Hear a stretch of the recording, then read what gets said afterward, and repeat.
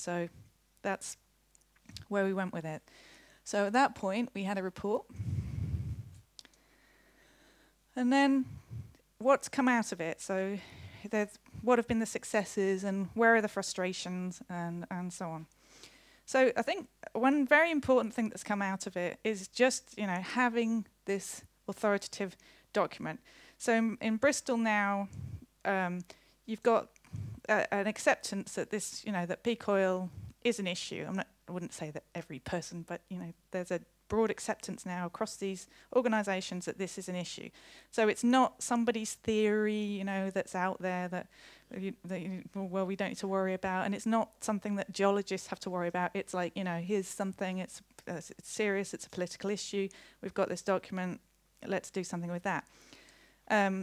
That's also good because that's way ahead of the national government. The national government has, denied that this is an issue, or they've kind of blown hot and cold. The current energy minister, Chris Huhne, has said, well, we are facing an oil crunch, but then in the budget they bring the tax down on petrol because it's getting a bit unpopular, that the prices are high, and so you've got this kind of contradictory information going on in a way. So it's set Bristol, ahead of policy in that sense. The other thing which I'm very pleased about, because it was concerning writing a document that's for such a broad audience, that the non-profit sector and activist groups and so on that were looking at this issue in advance have also welcomed the report, and seem to think that this is putting the right level of importance on it. So it's provided a common framework for the city, somewhere to act from, and I think in that sense it's very useful. It was accepted by the Bristol City Council and by the Bristol Partnership, which is an organisation that is the council, the National Health Service in Bristol, all these organisations and businesses and so on.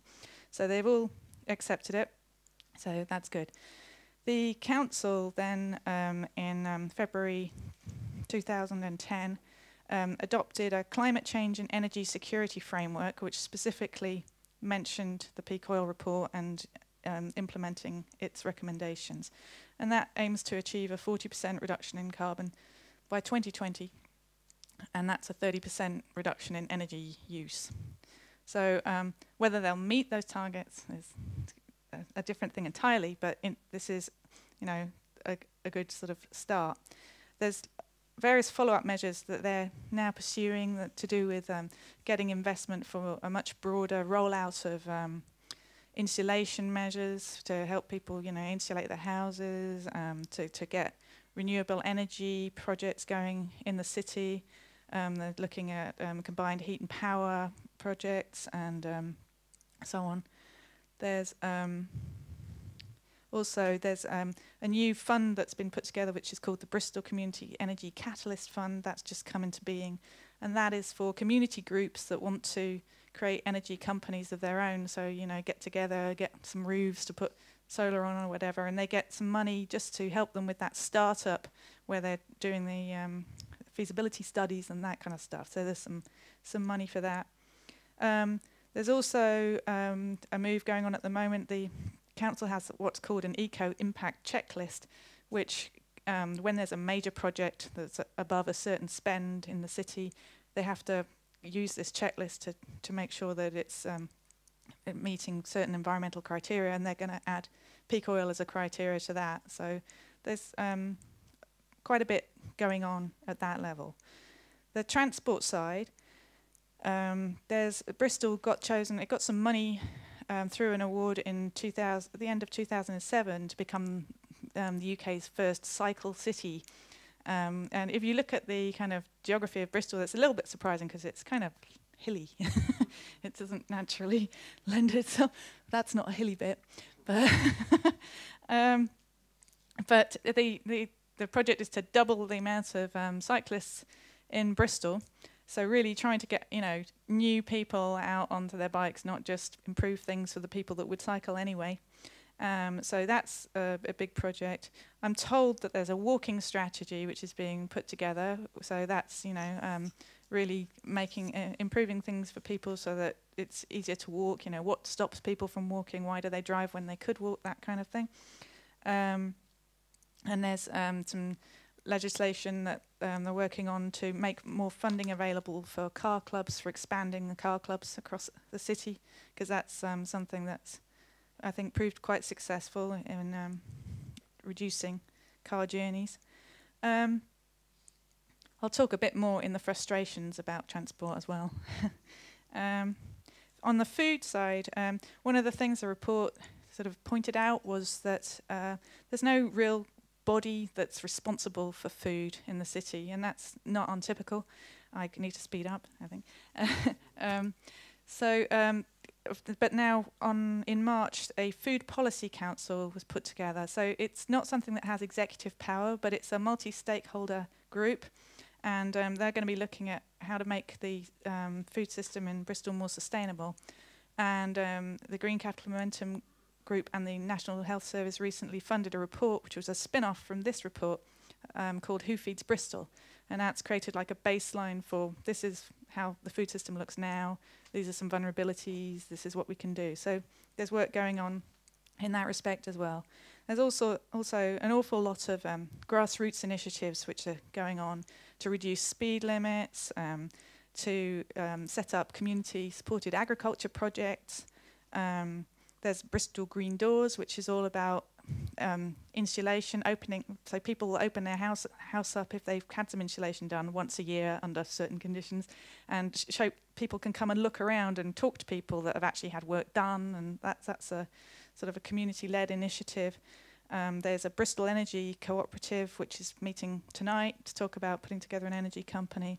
There's community land trusts, which are talking about building affordable housing, and how to do that, you know, at a community level. And the council's supporting a lot of these initiatives, either through funding or through leasing some of their land at affordable prices and so on. So there's a lot going on. And I think I mentioned also this to Per, there's a Car-Free Bristol group that's got together. So, you know, we hear a lot about motorists and like people who are always saying, well, we have to make sure that we look after people, you know, and that they can drive and so on. Well, we've got a lot of people that don't drive that think, well, let's get together and give ourselves a voice as well. So there's some interesting things going on.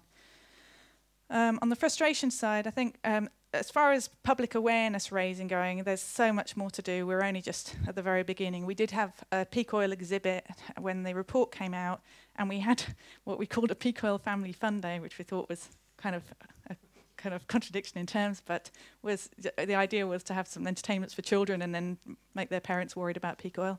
But we're planning to do some more awareness raising around the city. There's a Festival of Nature stall and things like that coming up. Transport, like I said, it is a frustration. The public, I mean, you talk to anybody in Bristol and talk about public transport, and they'll immediately sort of, oh, you know, it's really not very good. There's buses, and it's not integrated, and so on. So there's an awful lot of work to do there, and yet there are plans and there are policies, and we'll see what happens. We'll definitely be pushing on that. And I'd say there's still a lack of understanding. Even if people think, right, well, I know, yeah, there's peak oil and and so we have to reduce the transport.